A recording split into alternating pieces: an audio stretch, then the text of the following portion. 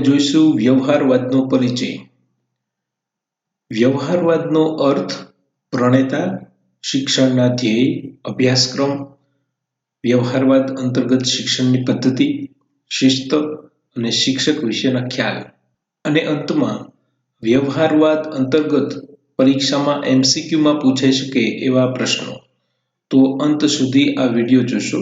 BEd અને DLEdના વિદ્યાર્થીઓ માટે તેમજ ટેટ અને HTAT જેવી સ્પર્ધાત્મક પરીક્ષાની તૈયારી કરનારા સૌ માટે આ વિડીયો ઉપયોગી બનશે. સામાન્ય રીતે આપણા રોજિંદા જીવનમાં ઘણા લોકો પાસેથી આપણે સાંભળીએ છીએ કે વ્યવહારુ બનો, પ્રેક્ટિકલ બનો. બસ આવી જ કંઈક વાત વ્યવહારવાદમાં છે. વ્યવહારવાદ યાદ રાખવા માટે એમની બે બાબતને યાદ રાખો, એક પરિવર્તન અને પ્રેક્ટિકલ. આ વાદ વ્યવહારુ થવામાં અને પરિવર્તનમાં માને છે. એમના વિશે વધુ માહિતી મેળવીએ. આ વાદ આદર્શવાદની તદ્દન વિરુદ્ધ છે. વ્યવહારવાદનો જન્મ 1870ની આસપાસ અમેરિકામાં થયો હતો. તેથી અમેરિકન ફિલસૂફી તરીકે પણ ઓળખવામાં આવે છે. વ્યવહારવાદ માટે અંગ્રેજીમાં પ્રેગ્માટિઝમ શબ્દ વપરાય છે. આ શબ્દ મૂળ ગ્રીક ભાષામાંથી ઉતરી આવ્યો છે. ફિલસૂફીમાં પ્રેગ્માટિઝમ શબ્દનો સૌપ્રથમ પ્રયોગ ચાર્લ્સ પિયર્સે 1878માં કર્યો હતો. આ વાદને અન્ય કેટલાક નામથી પણ ઓળખવામાં આવે છે, જેમ કે નિમિત્તવાદ, પ્રયોગવાદ, ઉપકરણવાદ, ઉપયોગિતાવાદ કે પ્રયોજનવાદ. આ વિચારધારા સામાજિક મૂલ્યોમાં સૌથી વધુ માને છે.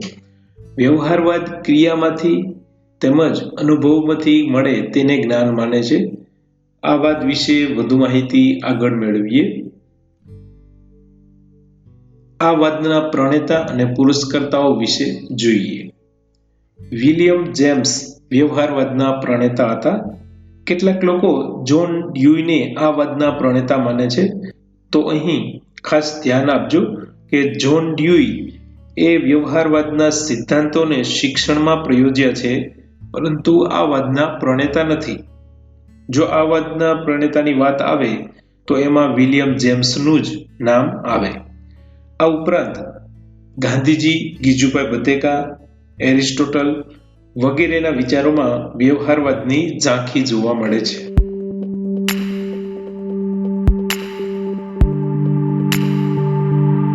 હવે જોઈએ શિક્ષણના ધ્યેયો. વ્યવહારવાદ અંતર્ગત પહેલું ધ્યેય છે બાળ કેન્દ્રી શિક્ષણ. અહીં કેન્દ્ર સ્થાને બાળક છે.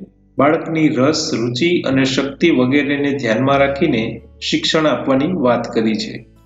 આ માટે બાળકોને જરૂરી ક્રિયાઓ, પ્રવૃત્તિઓ દ્વારા વિવિધ અનુભવો પ્રાપ્ત કરવાની તક આપવી જોઈએ. બીજું ધ્યેય છે બાળકની શારીરિક, માનસિક શક્તિઓનો વિકાસ. અહીં માત્ર બૌદ્ધિક જ નહીં પરંતુ શારીરિક શક્તિઓના પણ વિકાસને મહત્વ અપાયું છે. ત્યારબાદ સામાજિક વિકાસ.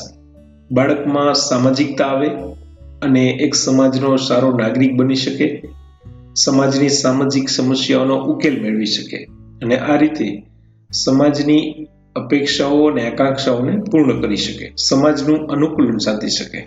વ્યવહારવાદ અંતર્ગત શિક્ષણનું એક ધ્યેય એ પણ છે કે બાળકોને વ્યાવસાયિક શિક્ષણ આપવું. વ્યવહારવાદ અંતર્ગત અધ્યયન પદ્ધતિ. વ્યવહારવાદમાં પ્રોજેક્ટ પદ્ધતિ, પરિસંવાદ અને ચર્ચા પદ્ધતિની હિમાયત કરી છે.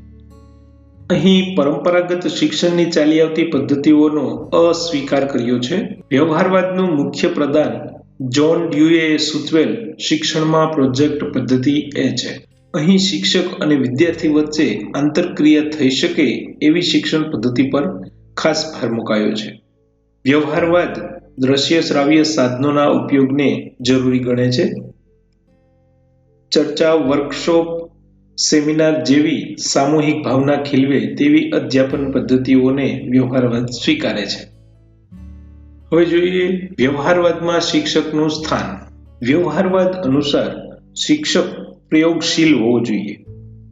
વિદ્યાર્થીઓને નૂતન પ્રયોગો માટે પ્રેરણા પૂરી પાડનાર હોવો જોઈએ. અહીં શિક્ષક વિદ્યાર્થીઓ માટે મિત્ર અને માર્ગદર્શનની ભૂમિકામાં છે. તે બાળકોમાં નૂતન માનસનું સર્જન કરે છે અને વિદ્યાર્થીઓમાં નવું ખોજ કરી જ્ઞાન મેળવવાની લગ્ની લાગે એ માટે પ્રયત્નશીલ હોવો જોઈએ, પોતે જ્ઞાન પીપાસુ હોવું જોઈએ. હવે જોઈએ વ્યવહારવાદમાં અભ્યાસક્રમ. વ્યવહારવાદ અંતર્ગત અભ્યાસક્રમ જીવનમાં ઉપયોગી હોય એવો હોવો જોઈએ. અભ્યાસક્રમમાં એવા વિષયોનો સમાવેશ કરવો જોઈએ કે જે બાળકોને વર્તમાન જીવનમાં ઉપયોગી બને. નંબર 2, અભ્યાસક્રમ એવો હોવો જોઈએ કે જેમાં વાસ્તવિક જીવનનું પ્રતિબિંબ પડતું હોય. એ કાલ્પનિક દુનિયામાં વિહાર કરનાર ન હોવો જોઈએ.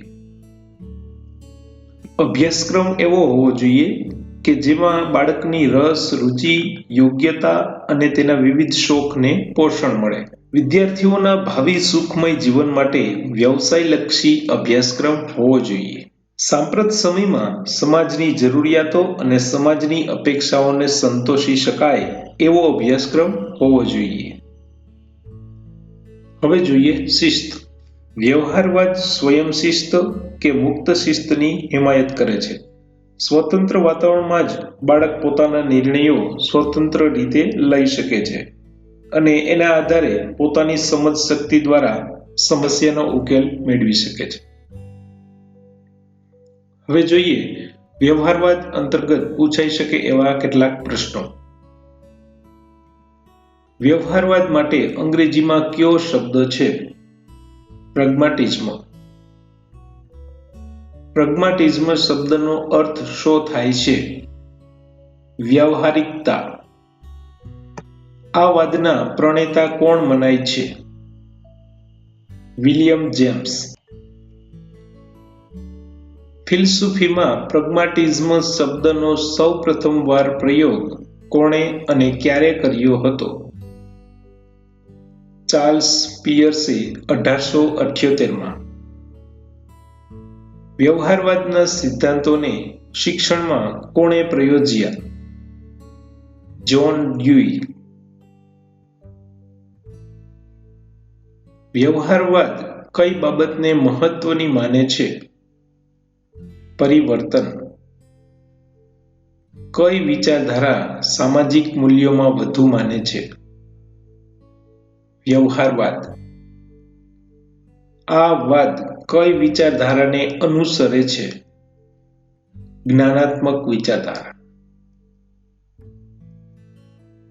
વ્યવહારવાદ કયા શિસ્તમાં માને છે? સ્વયંશિસ્ત અથવા મુક્ત શિસ્ત. વ્યવહારવાદને બીજા કયા નામે ઓળખવામાં આવે છે? પ્રયોજનવાદ, પ્રયોગવાદ, ઉપકરણવાદ કે ઉપયોગિતાવાદ. વ્યવહારવાદનું મુખ્ય પ્રદાન શું છે? પ્રોજેક્ટ પદ્ધતિ. આ વિડીયોમાં નીચે આપેલ લાઇક બટન ઉપર ક્લિક કરી લાઇક આપશો અને અન્ય મિત્રો સાથે શેર કરશો.